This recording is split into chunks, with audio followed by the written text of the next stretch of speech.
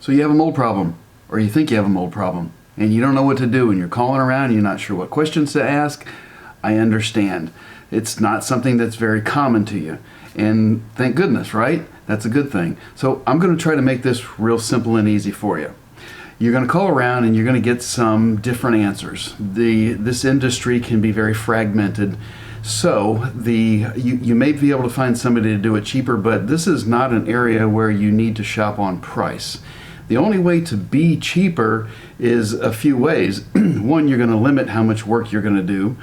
Two, just simply be unqualified for the work you're claiming to do. Or three, just not use certain critical tools like an infrared camera for moisture intrusion.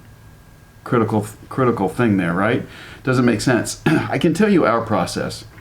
We follow, as close as we can, two ASTM standards, 2128 and D7338. Thereby, we take a scientific approach, a worldwide accepted scientific approach to our evaluations. The ultimate goal is to find the source.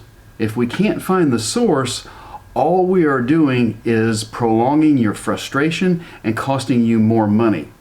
So we will evaluate the entire interior of your home, not limit to one room or two rooms. We're going to look at not only the inside but the outside. Remember, our job is to find the source. That's going to be the critical thing. If you find the source and stop the moisture source, you can then remediate the mold and stop the growth. Okay, that's number one. We will use infrared. All of us are at a minimum certified thermographers. We have a very long list of mold and moisture related certifications. We will do the entire interior. The reason being, it is often that somebody has more than one source. That source is concealed and you don't know it because you can't see it. Infrared is a whole different light spectrum, and it can see things that we cannot. Therefore, we always do the entire interior because our goal is to find the source, right? If and when we do mold sampling, the mold samples will be we always do at least two. Okay, we're going to take an air sample and a surface sample. Some molds can be heavier and stickier, and they don't normally show up in the air environment. So if you or somebody limits themselves to just taking an air sample, you're leaving stuff on the table, and again prolonging the frustration and costing you more money and more pain. So each sample is an air and a swab in each area of concern.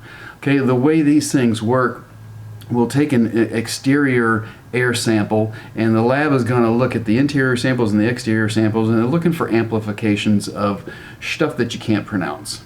All right, when you get the lab report along with our report that is going to include locating all sources, infrared, moisture mapping, documenting moisture levels, and our equipment is not cheap. We don't have $500 infrared cameras or apps on our phones.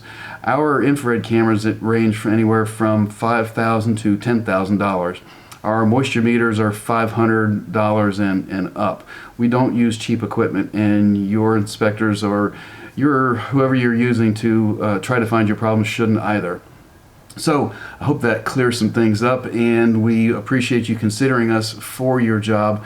Nobody can find everything, but we get pretty darn good at it when we follow a scientific process, use good tools and qualified people.